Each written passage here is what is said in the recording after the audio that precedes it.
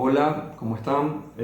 Vamos a comenzar a dar un poco cierre a lo que sería la última clase. La última clase se estuvo hablando de lo que es la negociación y se habló de modelos de negociación y se habló de los estilos de negociación por cultura.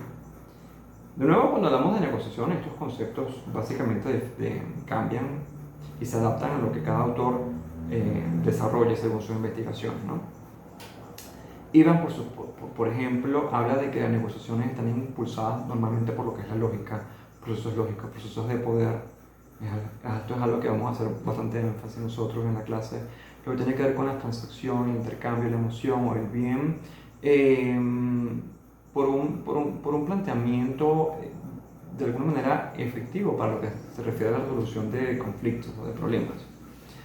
Problemas que normalmente, cuando estamos hablando de seres humanos, están relacionados con lo que es la generación de necesidades y la búsqueda de la satisfacción de las mismas, ¿no? Definitivamente. Lindbergh, por su parte, comentó que cada deseo del ser humano pues demanda, que por supuesto que demanda satisfacción, de alguna manera es una potencial ocasión para un proceso del individuo lo referente a que es un proceso de negociación, valga la redundancia. Entonces la negociación no es más que eso, que una actividad inherente a los seres humanos. Los seres humanos nosotros, pues, como seres humanos, entonces siempre tenemos en todas nuestras actividades una necesidad, y esa necesidad es llegar a acuerdos. Y cuando estamos entonces inmersos en una necesidad de llegar a un acuerdo, estamos hablando de negociación. Así de sencillo. La negociación, de nuevo, está compuesta por una serie de características, una serie de partes que la componen. Dependiendo del autor, veremos diferentes características. Vamos a hablar un poquito de Cohen y de Hansen, que es el que hemos estado leyendo en la plataforma. Genaro hace mucho hincapié en lo que tiene que ver con la comunicación y la comunicación efectiva. Los procesos de comunicación son básicamente la plataforma para una negociación.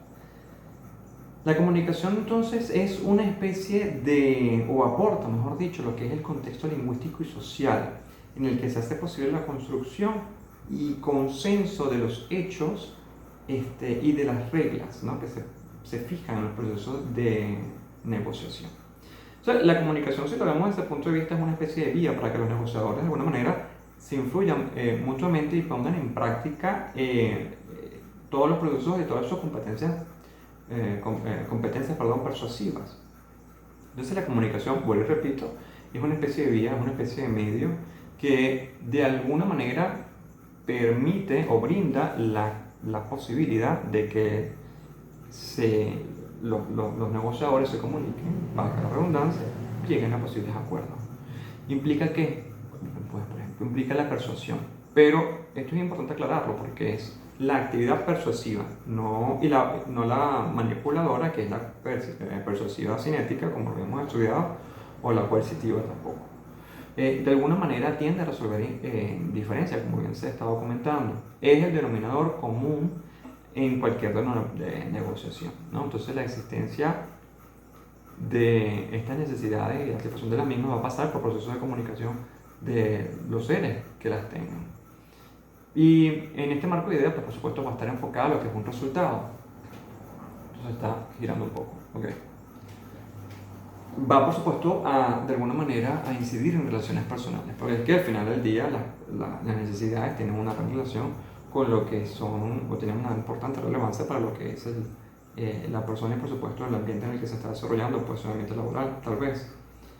Si ahora vamos a lo que son las clases o los modelos de negociación, hay muchísimos, de nuevo, dependiendo del tipo de autor. Por ejemplo, tenemos el ganar a toda costa de Cohen, tienes también el ganar-perder, tienes el negociar sin ceder de Fisher, tienes la negociación eficaz, el modelo de las 8 fases, el ganar-ganar, la negociación efectiva, la satisfacción mutua, el modelo cooperativo, la negociación sistémica, que también es bien interesante.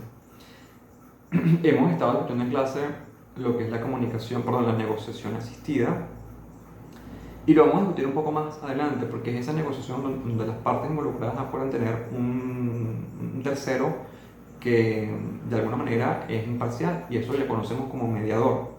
que será estudiado luego, ¿no? En clases futuras.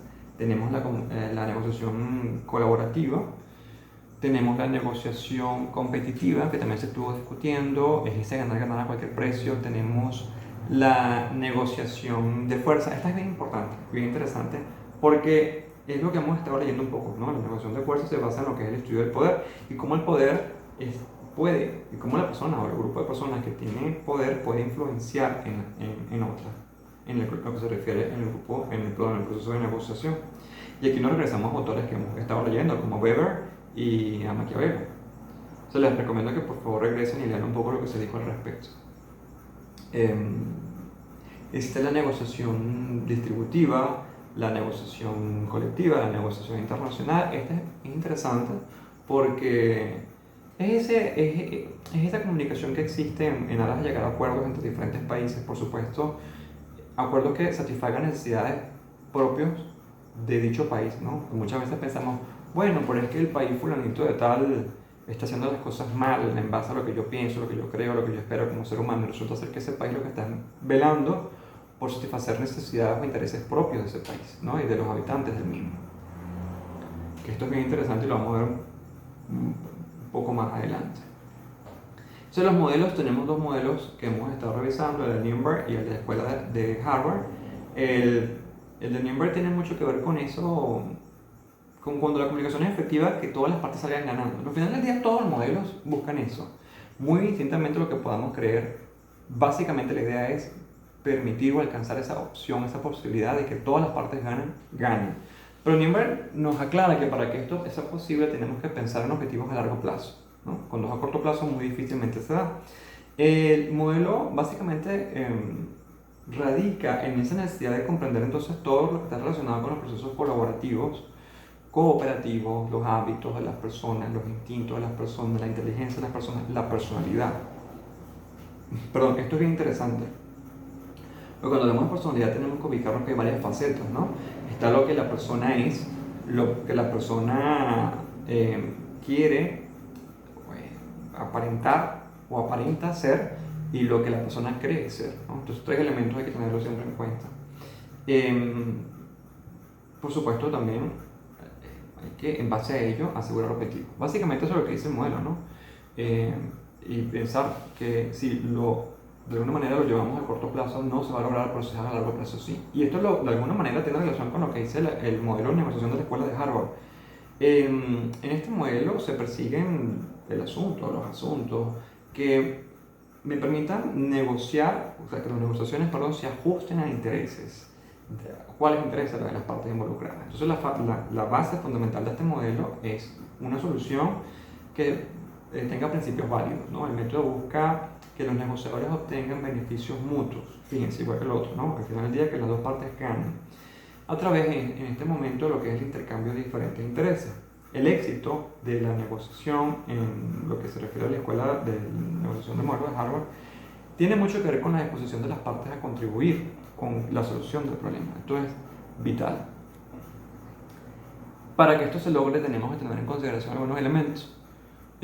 Por ejemplo, sin ir muy lejos, lo que está relacionado a la reacción que yo como persona puedo tener ante una realidad que se me presenta, las emociones, y esto lo vamos a ver un poco también más adelante, las emociones de nosotros ante los hechos que ocurren a nuestro alrededor, el descontento que pueda tener, el poder de nuevo, el estudio de ese poder, de cómo puedo verme influenciado por o cómo puedo influenciar a través de. Para aplicar el método de Harvard, necesito entonces, primero que nada, separar a las personas del problema. Tener siempre en cuenta que los negociadores son seres humanos, son personas. Que el negociador puede llegar a tener dos tipos de intereses. Por ejemplo, cuando estamos hablando de negociaciones dentro del campo laboral, mi interés puede ser, por supuesto, concretar el objetivo en cuestión, pero al mismo tiempo mantener la relación con la persona con la que estoy negociando porque es el campo laboral. Entonces, tengo que buscar concentrarme en mis intereses y no en las posiciones que pueda tener. Y por supuesto, hay que inventar una serie de opciones, ¿no? Un abanico de opciones de las cuales se puedan presentar soluciones a lo que se aspira, a la necesidad que se aspira a satisfacer. Luego, y para ir cerrando un poco la idea del día de hoy, tenemos lo que son los estilos de negociación por cultura. Esto, bueno, básicamente la literatura generaliza. La literatura brinda estereotipos con los que no necesariamente estoy de acuerdo, pero bueno, es lo que dice la literatura. Por ejemplo, Hansen nos habla de estilo de negociación americano y dice que este se basa en el individualismo y en lo que es la independencia del ser humano, del americano en este caso. El estilo de negociación japonés, por su parte, tiene mucho que ver con lo que es la conversación, el comportamiento, las relaciones interpersonales en el campo laboral, el honor de la persona, del ser humano. Al igual que el árabe, el estilo de negociación árabe también se basa mucho en lo que tiene que ver con el honor, tiene que ver con lo que es el sentido de la privacidad, con que las críticas pueden ser tomadas de alguna manera de forma, cuando son críticas directas, pueden parecer una especie de insulto personal. El sentido de la privacidad, repito, es algo vital para ellos. Luego nos vamos al europeo. Entonces el europeo, fíjense que, al menos según este autor, se trabajan elementos como por ejemplo la responsabilidad, la puntualidad, el trato, el buen trato a la mujer. En lo que se refiere a las comunicaciones no verbales, que también lo vamos a ver un poco más adelante, tiene que ver, aquí hacemos relación con que ellos, o hace el autor relación con que ellos pueden ser poco gesticulantes, las relaciones pueden ser frías, las relaciones laborales pueden llegar a ser frías, y debido a la diversidad de idiomas que existen en este continente, entonces cuando uno va a un proceso de negociación es importante aclarar de entrada cuál va a ser el idioma sobre el cual se va a sentar lo que es la comunicación, porque de nuevo necesitamos una comunicación que sea efectiva. Entonces, esto nos lleva a cerrar la idea, y para cerrar la idea quiero dejar la pregunta en el aire. ¿Qué estilo de negociación ocurre en tu país? En este caso, en el nuestro, que es Venezuela. Y bueno, nada, comenten por el grupo qué es lo que piensan. Pasen un feliz día, feliz tarde, feliz noche cuando vean esto y nos vemos en la próxima clase.